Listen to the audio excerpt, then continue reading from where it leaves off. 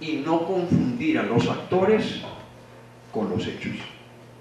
Uno tiene que tomar correctivos ante los hechos y prevenir futuros hechos, pero no ensañarse con los actores. Porque si uno se ensaña con los actores, uno se encarcela. ¿Sabes en dónde? En una cárcel que uno mismo construye, que se llama la cárcel del no perdón.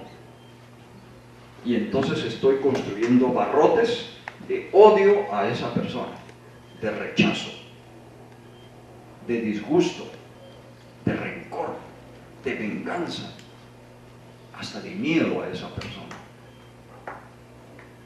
Pero si yo no construyo barrotes de esos que acabo de mencionar y lo amo de siempre, hasta de pronto lo comprendo, pero no lo tolero en el caso de una nueva repetición.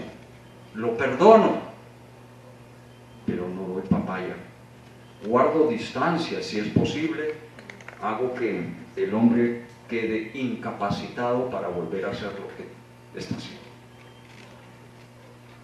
Pero rompo el vínculo del odio a la persona, del rechazo a la persona, porque si no me encarcelo yo con los barrotes del odio, del rencor, de la venganza, etcétera, etcétera. Yo tengo que estar libre. Yo tengo que romper todos esos barrotes con el perdón, o tengo que incluso no fabricar esos barrotes, no dejar que prosperen.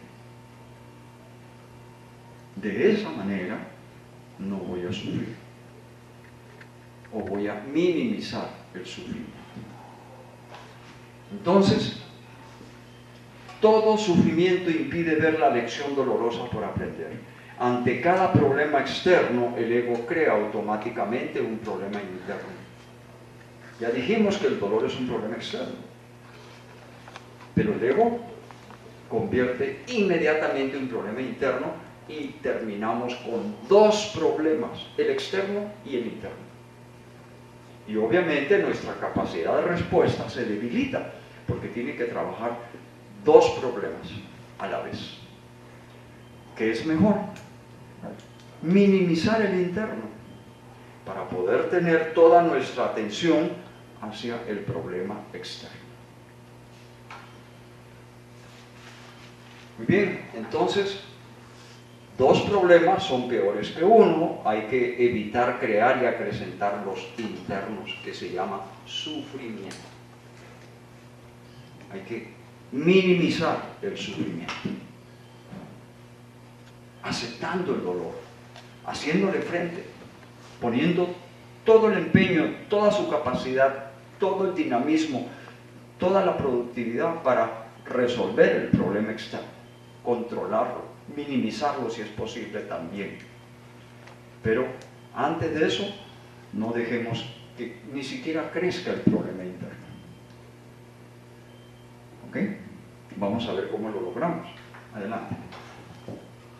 Lo logramos recuperando la felicidad básica, recuperando nuestra paz, nuestra armonía, nuestra salud, porque tenemos la tendencia inconsciente, culturalmente nos hemos prácticamente enajenados, porque la cultura nos ha enajenado y nos ha dicho, sí, cuando tú tienes sufrimiento es porque extrañas al satisfactor que ya no tienes, por eso sufres.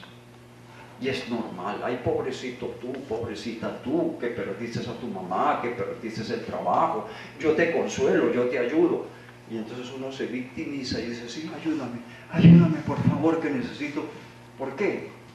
Porque no somos capaces de ver que nadie va a recuperar la paz de uno sino uno mismo. Nadie va a recuperar la armonía de uno sino uno mismo.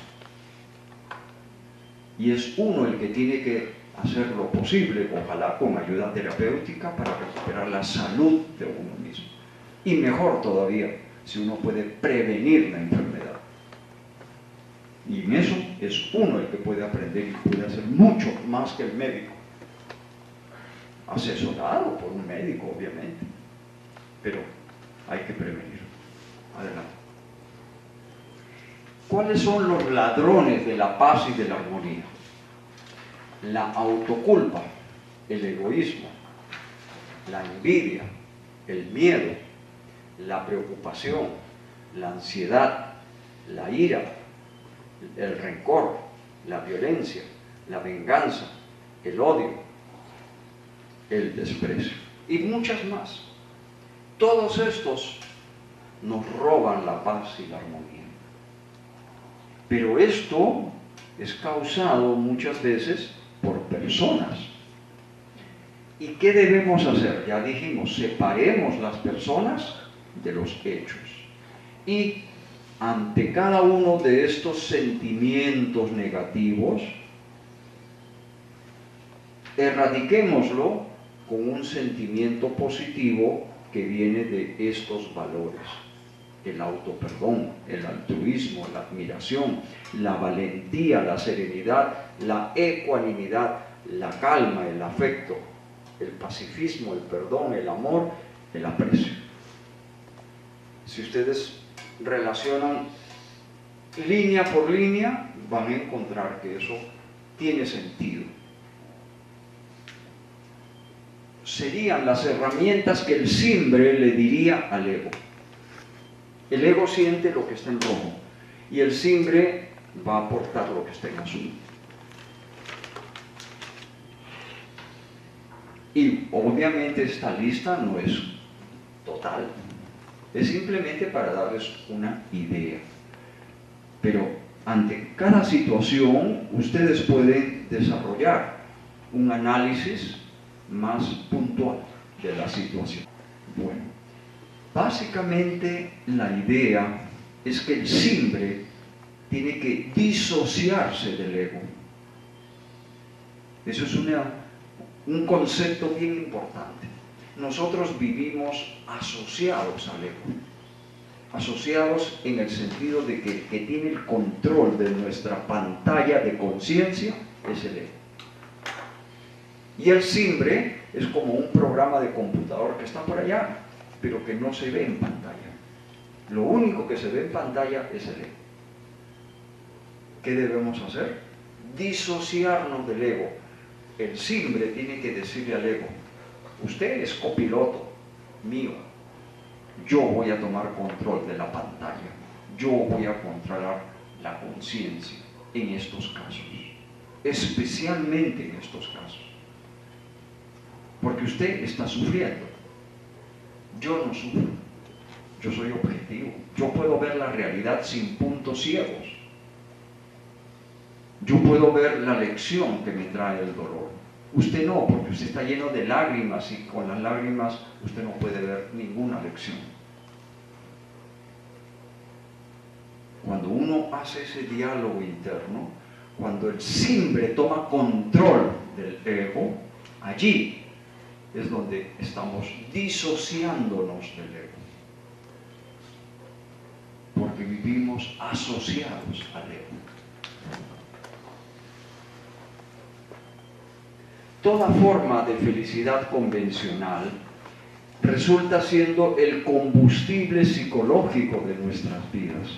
Y nosotros vivimos en función de ese combustible. Necesitamos felicidad. Necesitamos que nos den caricias. Necesitamos que nos den halagos, que nos reconozcan, que nos den el sueldo, que también es una forma de caricias. Y sin eso no vivimos. Incluso sexo. Creemos que nadie puede vivir sin sexo, porque nos hemos enseñado a eso. Que nadie puede pasar un fin de semana sin irse de rumba, porque nos hemos enseñado a eso. Entonces, todo eso son formas convencionales que el ego se vuelve adicto. Acordémonos el ejemplo de Demelo. Si un niño recibiera una dosis de heroína todos los días, ese niño se vuelve adicto a la heroína, se vuelve un monstruo adicto a la heroína.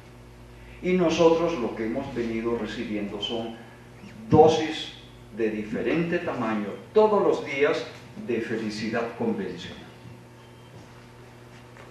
Y entonces por eso cada uno de nosotros es, entre comillas, y me perdonan que sea medio crudo al decirlo, somos monstruos adictos a la felicidad convencional.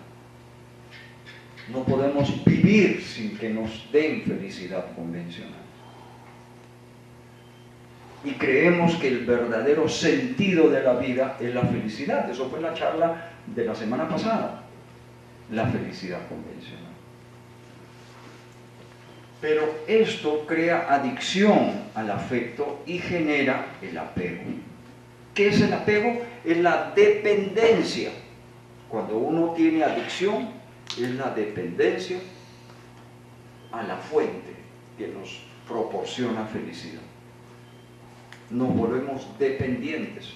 Así como el drogadicto se vuelve dependiente de la coca o dependiente de la heroína o de la marihuana en el menos mal de los casos, así también nosotros nos volvemos dependientes de la pareja, dependientes del sueldo, dependientes del dinero, dependientes de la mamá, dependientes del hijo, nos volvemos dependientes, dependemos de ellos. Debemos de cambiar esa palabra con todo su significado por interdependencia. Interdependencia que es complemento para una mayor efectividad de valor agregado en la vida, para obtener sinergia. Entonces yo voy a volverme interdependiente con mi pareja.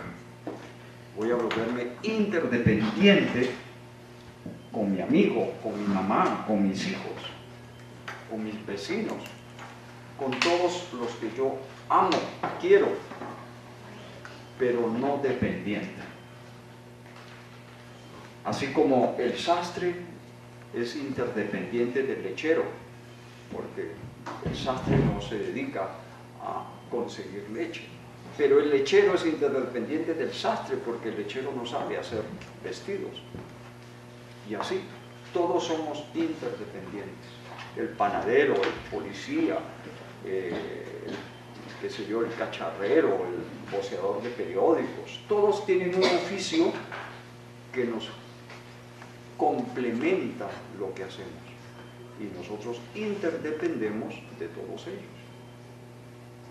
Obviamente, jerarquizando la importancia, vamos a tratar de ser interdependientes con nuestra pareja, con nuestros hijos, con nuestros padres, con nuestros amigos, interdependientes, no dependientes. Porque la dependencia crea adicción que se llama apego. Y eso es lo que en esta cultura occidental el ego ha hecho con la cultura de las canciones, de las letras de las canciones, que no son sino un círculo vicioso que retroalimenta nuestras conciencias para creer que eso es lo más normal. Lo más normal es depender afectivamente de las personas. Adelante. Arregla el micrófono que se... Ahí, bueno, gracias. Entonces, ya dijimos que el apego equivale a empeñar la felicidad básica a un satisfactor externo. ¿Qué es un satisfactor externo? Una persona o ser querido o querida. Una cosa material, animal, vegetal u objeto querido. O un valor material o inmaterial querido. Ejemplos: mi mamá, mi pareja, mi hijo, mi hija, mi nieto, lo que sea. Cosa material: mi perro, mi árbol, mi casa, mi moto, mi carro. Valor material: el dinero, por ejemplo. La casa, el carro, la propiedad, mi tierra. Y el inmaterial: la justicia. Yo vivía apegado a la justicia. Cada vez que yo veía algo injusto, sufría. Otro valor inmaterial, el tiempo. Cada vez que a mí me hacía perder el tiempo, sufría. Otro valor inmaterial que yo era apegado, la perfección. Y cuando alguien me hacía algo mal, sufría. Hasta que dije, no más. Vivimos un mundo imperfecto, todos somos imperfectos. Lo más normal es esperar que las cosas salgan imperfectas. ¿Por qué tengo yo que esperar que salgan perfectas? Si salen perfectas es porque planeamos bien, porque contamos con metodología, estuvimos hasta de buenas y salió bien. Felicitémonos, celebremos, disfrutemos. Pero si sale mal, ¿para qué voy a sufrir? Hay que tomar correctivos. Hay que aceptar como una cosa dolorosa que las cosas salgan mal. Si me hacen perder el tiempo, igual. Habrá alguna lección que tengo que aprender por qué me pasó esto. Voy a prevenir para no perder el tiempo la próxima. Vean, desde que estoy practicando el desapego a esos tres valores, ya dejé de sufrir por ello. Incluso yo sufría por dinero. Yo ahora valoro el dinero, no doy papaya con el dinero, pero ya no sufro por dinero. Ya no sufro. Antes, sufría cantidades. Ahora ya no sufro por el dinero. Entonces, es porque entendí que esto era un satisfactor externo del cual yo era dependiente. Pero también hay una dependencia a insatisfactores externos, como por ejemplo, personas o cosas indeseadas o dañinas, cosas dolorosas, enfermedades, quiebras, miedos, fobias, pérdida dolorosa de valor material o inmaterial. Miedo a la soledad, por ejemplo. Hay mucha gente que le tiene miedo a la soledad. Miedo a la soledad de hoy día, de estar en la noche y no quiero dormir solo, o no quiero quedarme solo en mi casa o en la finca, o miedo a la soledad de por vida. Me tengo que casar con quien sea, me tengo que hacer acompañar de quien sea, porque qué tal yo llegara de viejo y estar solo. Miedo a la soledad. Entonces eso causa sufrimiento. Pérdida dolorosa de valor material o inmaterial. Entonces ya entienden el concepto. Estamos apegados, dependientes de satisfactores externos cuando hacen falta, o dependiente de insatisfactores externos cuando aparecen. No queremos que aparezcan, porque si aparecen sufrimos, y no queremos que se vayan, no queremos que nos dejen nunca los satisfactores externos, porque si nos dejan, sufrimos. Y eso es la causa del sufrimiento, el apego. El apego a satisfactores, el apego a insatisfactores. Bueno, entonces, entendamos bien este último concepto. Que ningún satisfactor externo, que ningún insatisfactor externo puede hacer nada por nuestra paz, nuestra armonía, nuestra salud, que en síntesis es nuestra felicidad básica. Ninguno. Si alguno de ustedes tiene duda, pregunten. Ahora, hay otra duda que siempre me han hecho cuando yo he presentado este modelo. Me dicen, entonces quiere decir que tengo que dejar de querer a mi mamá, tengo que dejar de querer a mi pareja. No. Cuando trabajemos el desapego vamos a ver que hay que valorar al ser querido. Hay que valorar la persona, la cosa material o el valor material que es un satisfactor externo. Hay que valorarlo en su justa medida. Y hay que valorar el daño y el peligro que hace un insatisfactor externo. Y así podemos amarlo mejor al satisfactor e incluso seguir amando a la persona del insatisfactor sin dar papaya a los actos y a las actitudes y a los problemas potenciales. Acordémonos que el que ama es el simple. Acordémonos que el que quiere es el ego. El ego quiere. ¿Por qué quiere? Porque siempre lo que hace depende de un interés o depende de un miedo. Por eso el ego no sabe amar. El ego quiere. Por eso uno le puede decir a la pareja, yo te quiero. Porque yo te quiero en el sentido de que tú me das cosas que yo quiero. ¿Sí? Entonces, el ego quiere. Pero el simple ama. Amar es incondicional. Acordémonos también lo que ya hemos dicho. El ego sufre, el simple no sufre. ¿Verdad? Sí. Entendemos que una cosa es amar y otra es querer.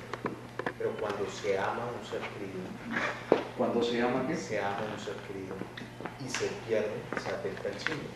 Cuando se ama ¿qué? No te entendí. Un ser querido. Ah, un ser querido. Y se pierde, estamos afectando el símbolo, ¿cierto? Entonces, ¿cómo hacer para manejar esas cosas?